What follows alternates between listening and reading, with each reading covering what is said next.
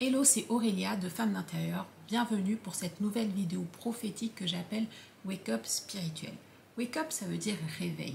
Et ces vidéos, je l'espère, vous pousseront à vous réveiller, à vous réajuster et à saisir ce que le Seigneur veut que vous sachiez ou que vous fassiez, particulièrement en cette saison. Ces messages prophétiques ne sont pas pour tout le monde. Soumettez-les au Saint-Esprit pour savoir si c'est pour vous et pour savoir aussi si c'est un message de Dieu, c'est important. Ça me fait penser à Pierre quand il est sur le bateau et qu'il voit une personne en train de marcher sur l'eau pendant que les autres étaient en train de voir un fantôme. Pierre, il se dit, mais en fait, c'est peut-être Jésus. Et avant d'y aller sans savoir, suivre quelqu'un sans savoir qui c'est vraiment, il demande Jésus, est-ce que c'est toi? Et c'est quelque chose vraiment que tu dois faire tout le temps pour tout. Est-ce que c'est toi, Seigneur, qui me parle? Est-ce que c'est toi qui me conduis? C'est vraiment quelque chose que vous devez faire tout le temps. Ne faites pas l'impasse sur mes vidéos. Demandez cela, c'est vraiment hyper important. Femme d'Intérieur, c'est un ministère prophétique et d'enseignement. On organise des retraites spirituelles depuis 2019. On organise aussi des études bibliques et on vend aussi des planeurs. Je suis très fière des planeurs que j'ai fait, vraiment inspirés par le Saint-Esprit. Et vous allez voir, ça va vraiment, je vous mets tout en description.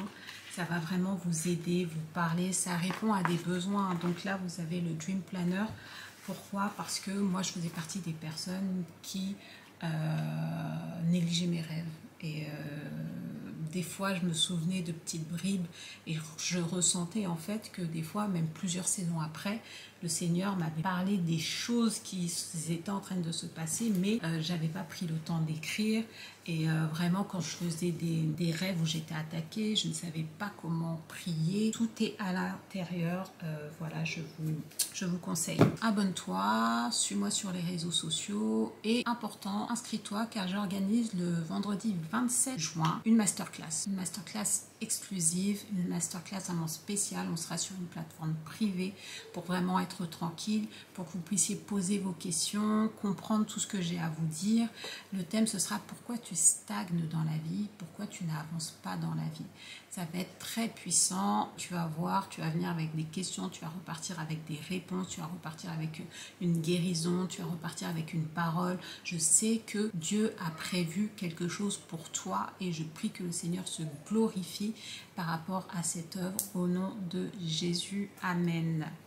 Le lien est en description. Le message du jour s'intitule « Ok, partir, mais partir où? Je vais où? Aller où ?» Donc c'est hyper important parce que je rappelle qu'on est dans un contexte où c'est un message prophétique. Je ne suis pas en train de vous partager ma pensée. Je suis en train de vous dire ce que j'ai reçu du Seigneur par rapport à une situation précise.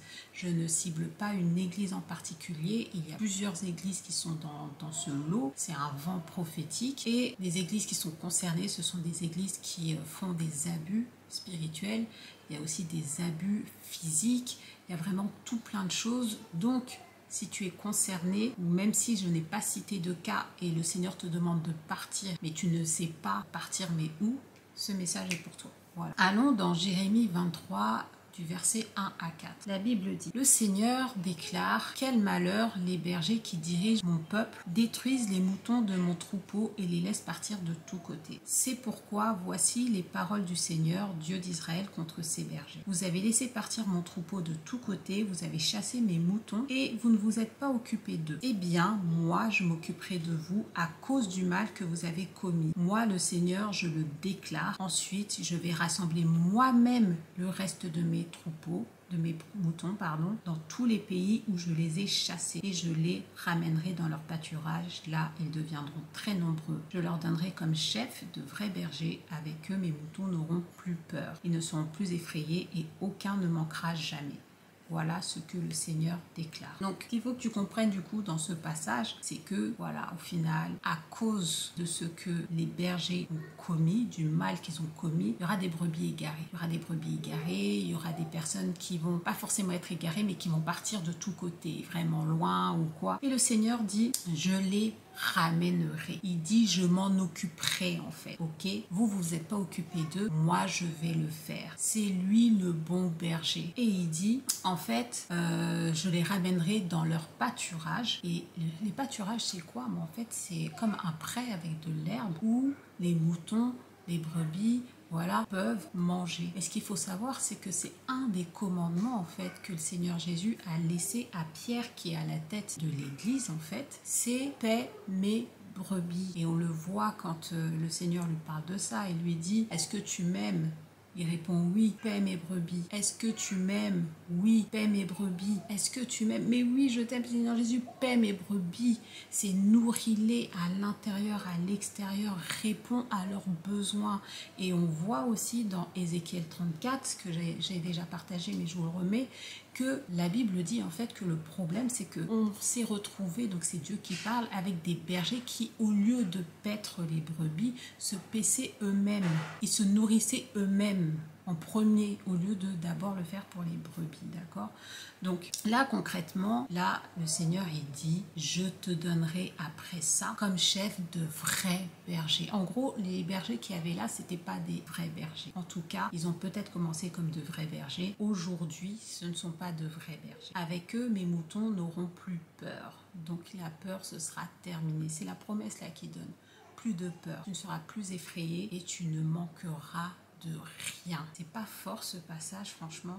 Ah Seigneur mon Dieu, je prie que cette parole se réalise dans ta vie au nom de Jésus. Ensuite, moi, il y a quelque chose qui me vient tout de suite en tête, c'est dans Hébreux 11 du verset 8 à 16. Donc c'est un passage où on va parler de la foi, on parle des héros dans la foi dans la Bible. Et bien sûr, on parle d'Abraham, qui est le père de la foi. Et la Bible dit, Abraham a cru en Dieu, alors il a répondu à son appel, il a obéi et il est parti vers un pays que Dieu devait lui donner à posséder. Et il est parti sans savoir où il allait. Je reprends dans les étapes. Abraham a d'abord cru, ensuite il a du coup répondu à l'appel, il a obéi. Il est parti dans un autre pays, d'ailleurs que le Seigneur lui avait donné à posséder, et il est parti sans savoir où il allait. D'accord? Est-ce que la Bible nous dit que Abraham était perdu, qu'il ne savait plus où aller, qu'il a stagné? Il a toujours été conduit, peu importe. Il a toujours été conduit. Abraham, il fallait absolument qu'il quitte Charan, la maison de son père. Il fallait absolument qu'il quitte. Fais déjà ce pas de foi. Tu ne seras pas perdu. Le Seigneur va t'occuper de toi. Il y avait des temps où c'était compliqué, il y avait des famines et tout ça. Abraham a eu de beaux jours.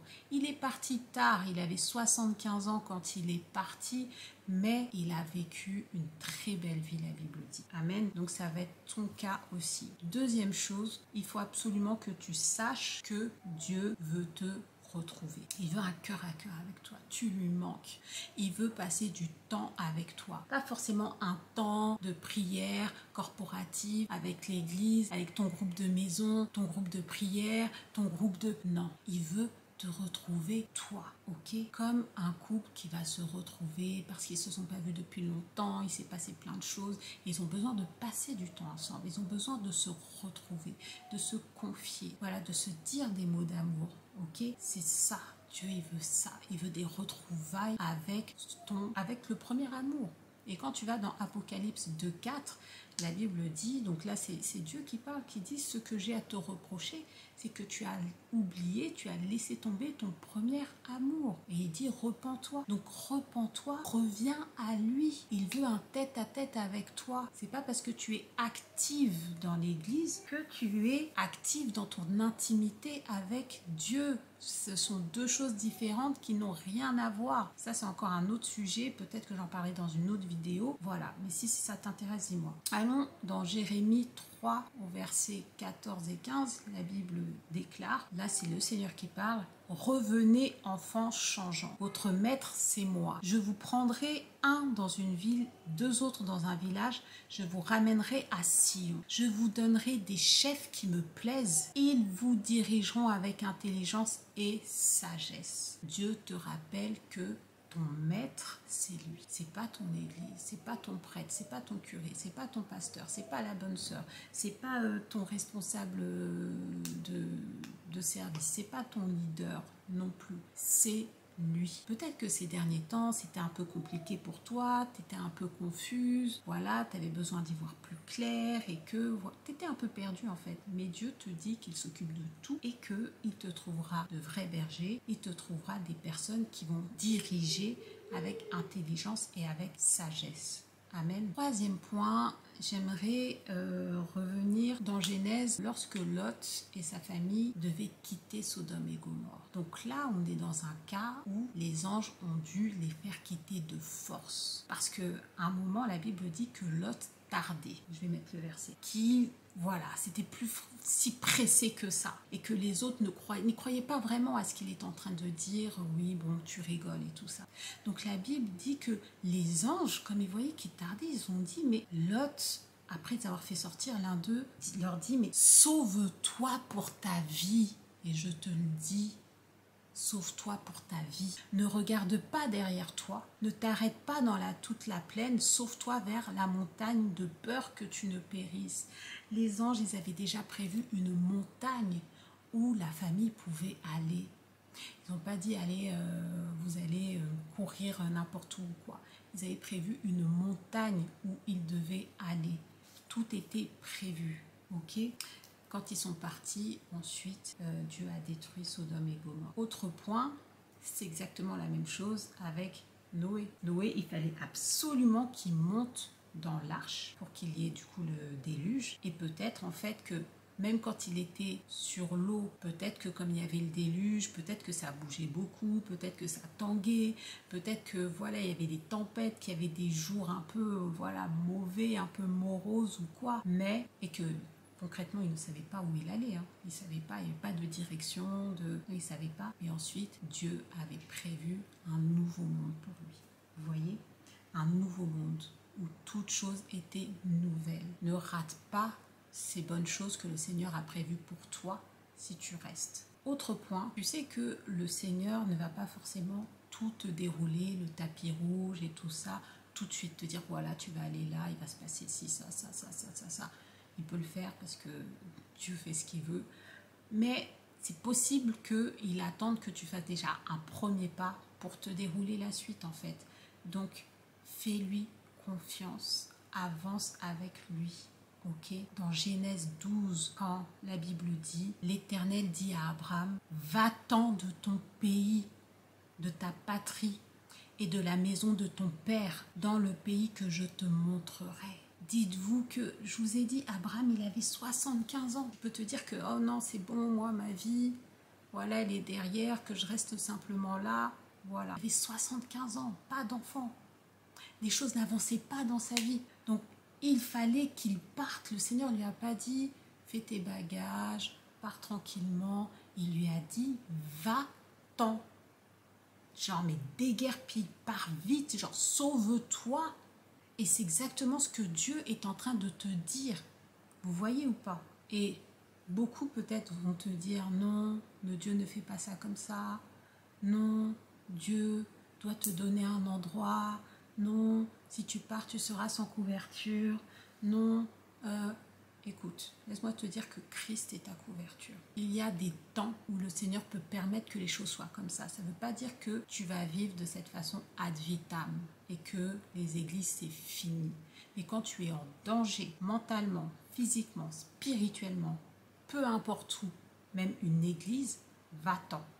2 Corinthiens 6, 17, la Bible dit, c'est pourquoi sortez du milieu d'eux et séparez-vous, dit le Seigneur. Ne touchez pas à ce qui est impur et je vous accueillerai. Amen. Alors, comme disent les Américains, let go and let God. Mais sauve-toi de peur de périr. Like si tu as été béni. Abonne-toi si c'est pas encore fait. Commente avec un témoignage, avec une parole que le Seigneur t'a donnée, avec un complément d'information. Et puis surtout, commente « Je pars ». Si c'est quelque chose qui est pour toi, je pars et je ne me retourne pas. Voilà, partage autour de toi pour les personnes qui ont besoin de cette parole. Ma prière est que nous soyons là. Dieu nous attend.